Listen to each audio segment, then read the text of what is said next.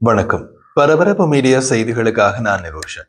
சிரியாவில் இஸ்ரேல் அவ்வப்போது விமான தாக்குதல்களை நடத்தும் நிலையில் அமெரிக்க விமானப்படையின் விமானங்களும் எப்போதாவது தாக்குதல் நடத்துவதுண்டு.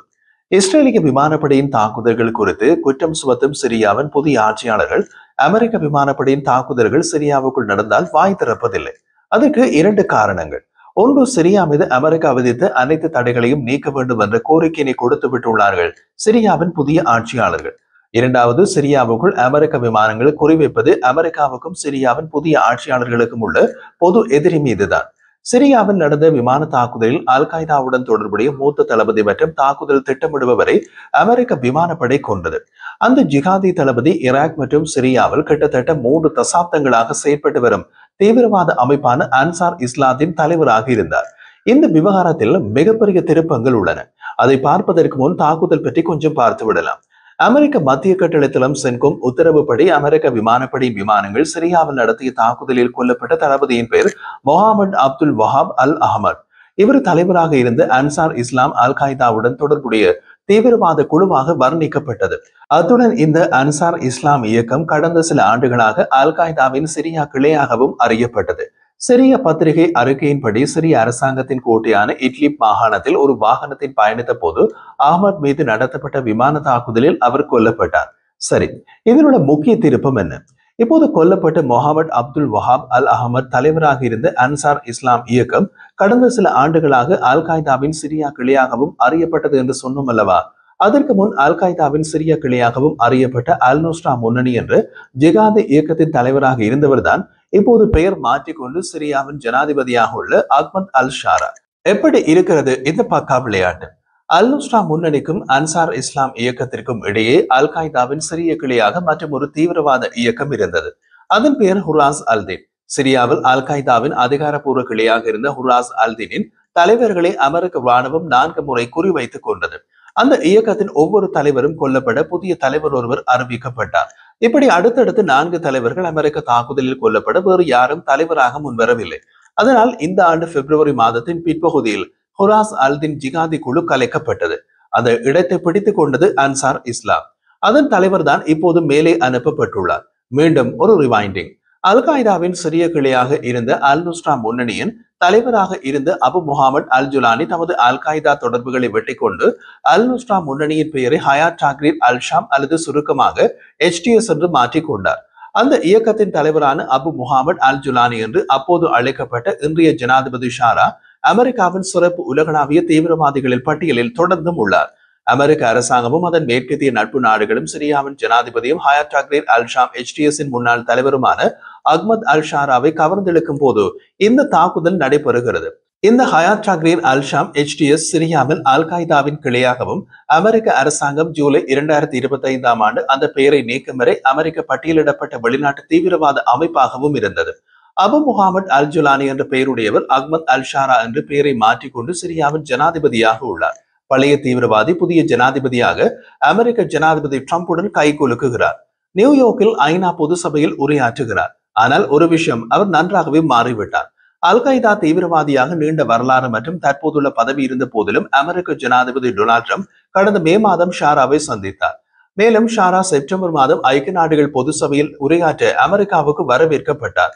கூடுதலாக அமெரிக்க மத்திய கட்டளைத்தளம் சென்கோமின் தளபதியான அட்மிரல் பிராட் கூப்பர் ஷாராவின் அரசாங்கத்தால் பாதுகாக்கப்பட்ட அல் qaeda செயற்பாட்டாளர்களை அவர்களது படைகள் தொடர்ந்தும் குறிவைக்க வந்த போதிலும் செப்டம்பரில் ஷாராவை சந்தித்தார்.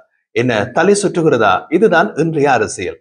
இப்போது கொல்லப்பட்டவர் தலைமை தாங்கிய அன்சார் அல்லா இயக்கம் 2001ஆம் ஆண்டு உருவாக்கப்பட்டது.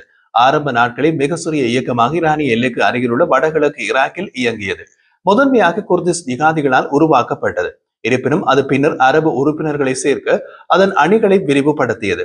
ஈராக்கில் அல் qaedaவின் நிறுவனர் அபு முசாப் அல் சர்காவியுடன் உடனடியாக கூட்டணி வைத்து 2003ஆம் ஆண்டு ஈராக் படையெடுப்புக்கு பின்னர் அமெரிக்க படைகளுக்கு எதிராக அல் qaedaவுடன் இணைந்து போராடியது.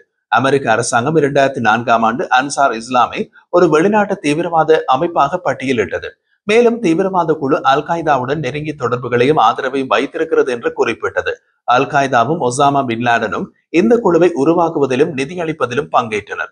இது வடகிழக்கு ஈராக்கில் அல் qaedaவுக்கு பாதுகாப்பான புகலிடமாக அமைந்துள்ளது என்று அமெரிக்க ராஜாங்கத்துறை அதன் 2004 அறிக்கையில் குறிப்பிட்டது.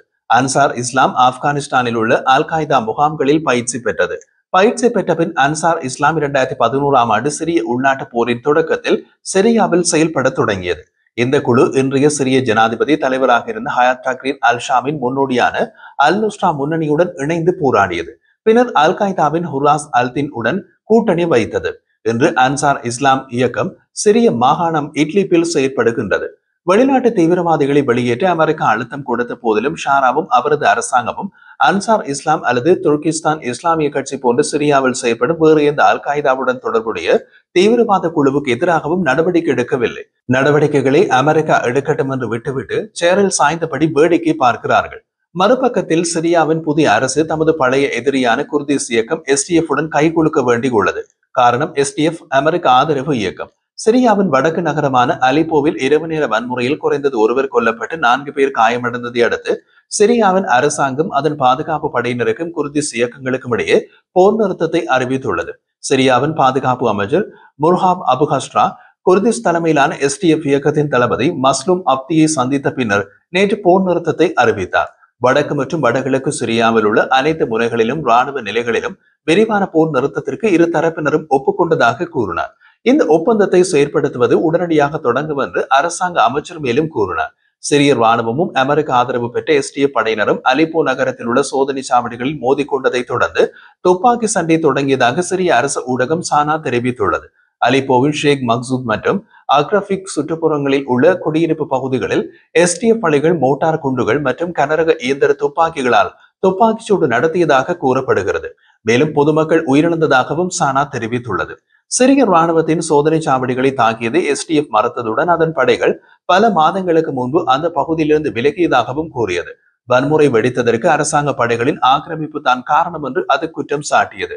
நாட்டின் வடகிழக்கு பகுதியில் உண்மையான சுயாட்சியை தக்க வைத்துக் கொள்ள முயன்ற இடைக்கால அரசாங்கத்திற்கும் SDF-க்கும் இடையிலான பதட்டங்களில் இந்த வன்முறை சமீபகால வெடிப்பாகும். மார்ச் மாதம் ஜனாதிபதி அஹ்மத் அல் ஷாரா மற்றும் அப்தி ஆகியோரால் நடத்தப்பட்ட வரலாற்று சிறப்புமிக்க ஒப்பந்தத்திற்கு இது மற்றும் ஒரு பின்னடைவாகும். டிசம்பரில் சிரியாவை விட்டு தப்பியோடிய ஜனாதிபதி பஷார் அல் அசாத்தின் வீழ்ச்சிக்கு பின்னர் ஏற்படுத்தப்பட்ட இந்த ஒப்பந்தம் குர்திஸ் தலைமையிலான படைகளை சிரியாவின் அரசு நிறுவனங்களில் ஒருங்கிணைக்க வடிவமைக்கப்பட்டது. எல்லை கடவைகள், விமான நிலையங்கள் மற்றும் எண்ணெய் மற்றும் எரிவாயு வயல்கள் உட்பட SDF வசம் உள்ள முக்கிய சொத்துக்கள் இந்த ஆண்டின் இறுதிக்குள் டமாஸ்கஸிடம் ஒப்படைக்கப்படும். SDF சிரியாவின் நிலத்தில் கால் பகுதியை கட்டுப்படுத்தும் என்று மதிப்பிடப்பட்டுள்ளது. இது பெரும்பாலும் நாட்டின் வடகிழக்கு பகுதியில் உள்ளது. டமாஸ்கஸில் உள்ள அரசாங்கம் நாட்டின் மீதான தனது கட்டுப்பாட்டை பலப்படுத்த விரும்புகின்றது. டமாஸ்கஸ் மற்றும் SDF இரண்டும் பதட்டங்களை அதிகரித்த ஆத்திரமூட்டல்களுக்கு ஒருவருக்கொருவர் குற்றம் சாட்டின.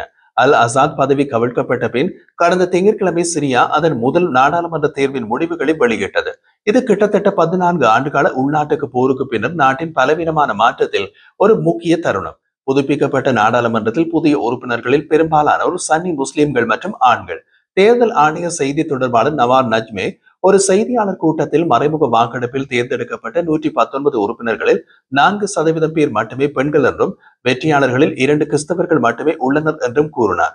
இது மீண்டும் சிக்கலை ஏற்படுத்தலாம்.